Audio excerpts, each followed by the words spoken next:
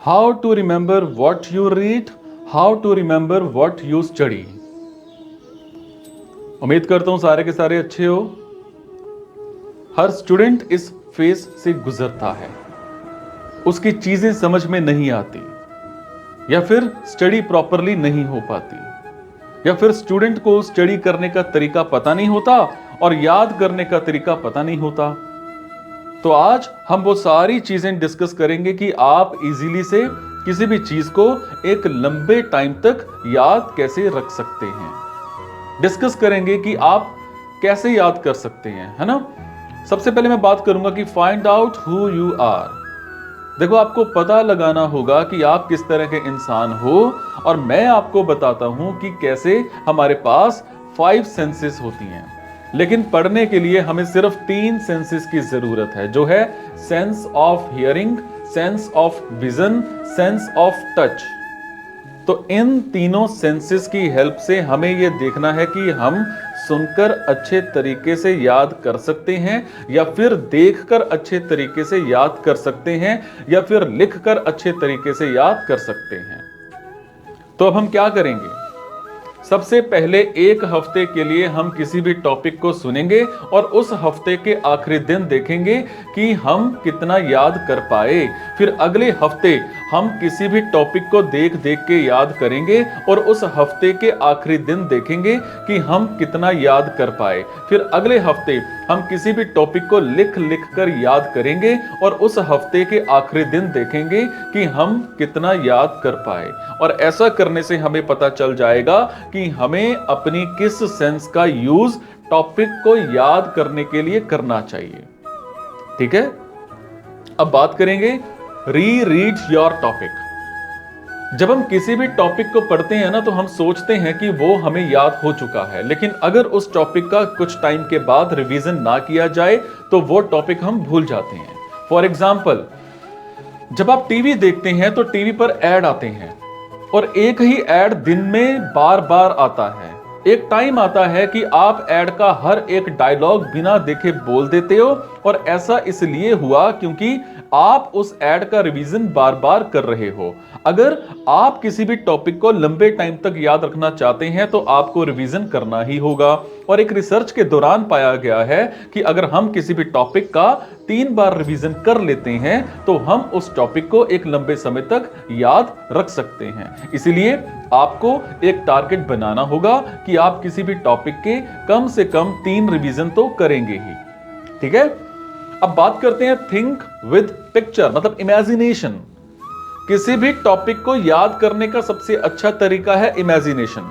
For example, जब आप कोई मूवी देखते हो तो आपको तुरंत याद हो जाता है, लेकिन जब आप पढ़ाई करते हो तो कोई भी टॉपिक इतनी आसानी से याद नहीं होता। इसीलिए आपको पढ़ते हुए हर टॉपिक को इमेजिन करना है। आपको अपने ब्रेन में उस टॉपिक को, जितने भी कैरेक्टर हैं, उन सब की एक इमेज बनानी है, और ऐसा करने से आप उस टॉपिक को आसानी से और लंबे समय तक याद कर पाएंगे। ठीक है, फिर बात करेंगे बिलीव इन योर मेमोरी। देखो, कुछ लोगों को अपनी मेमोरी पर भरोसा ही नहीं होता। फॉर एग्जाम्पल, जब हम पढ़ाई करते हैं तो पढ़ते वक्त अगर कोई कॉम्प्लिकेटेड टॉपिक आ जाता है तो हम उस टॉपिक को ये सोचकर छोड़ देते हैं कि ये हमारे याद नहीं होगा। आपको ऐसा नहीं सोचना, आपको अपनी मेमोरी पर भरोसा रखना है। आपको सोचना है कि आपके पास दुनिया का सबसे अच्छा दिमाग है। ठीक है, फिर यूज योर थर्ड सेंस। किसी भी टॉपिक को याद करते वक्त हमें अपने तीसरे सेंस का यूज करना है, वो है sense of hearing, sense of vision, sense of touch. आपको किसी भी टॉपिक को जोर जोर से बोलते हुए लिखना है। इससे आपको फायदा क्या होगा कि आप ऐसा करने से किसी भी टॉपिक को देख भी पाएंगे, बोल भी पाएंगे और सुन भी पाएंगे। यानी कि आपके तीनों सेंसेस उस टॉपिक को याद करने में आपकी हेल्प करेंगे। ठीक है, ऐसा करने से आप उस टॉपिक को आसानी से और लंबे समय तक याद कर पाएंगे। ठीक है, अब बात करेंगे teach what you have learned. अगर आप किसी भी टॉपिक को बहुत ही लंबे टाइम तक याद रखना चाहते हैं तो आपको उस टॉपिक को किसी दूसरे को सीखना होगा। ठीक है, इससे आपके 2 फायदे होंगे। पहला फायदा आपका रिवीजन हो जाएगा, दूसरा फायदा आपको पता लग जाएगा कि आपका वो टॉपिक स्ट्रांग है या वीक है। ठीक है, इसीलिए सबसे पहले किसी भी टॉपिक को अच्छे तरीके से लर्न कीजिए और फिर उस टॉपिक को किसी दूसरे को सिखा दीजिए। ठीक है, अब बात करते हैं रीड ऑन पेपर। देखो, अगर एक रिसर्च के दौरान पाया गया कि अगर हम कंप्यूटर, लैपटॉप, टैबलेट फोन या फिर फोन पर ना पढ़कर किसी पेपर पर पढ़ते हैं तो हम किसी भी टॉपिक को जल्दी, आसानी से और लंबे समय तक याद रख सकते हैं। इसीलिए हमेशा बुक को पढ़ने की कोशिश कीजिए और पीडीएफ फाइल्स को अवॉइड कीजिए। ठीक है, देन आस्क क्वेश्चंस। जब आप किसी भी टॉपिक को अच्छे तरीके से याद कर लेते हैं तो उसी टॉपिक से रिलेटेड आप अपने आप से क्वेश्चंस पूछिए। फॉर एग्जाम्पल, आप एक स्टोरी पढ़ रहे हैं और आप स्टोरी पढ़ते पढ़ते स्टोरी के मिडिल तक जा चुके हैं, तो आपको खुद से क्वेश्चन पूछना है कि अभी तक इस कहानी में कितने कैरेक्टर इंट्रोड्यूस हुए हैं।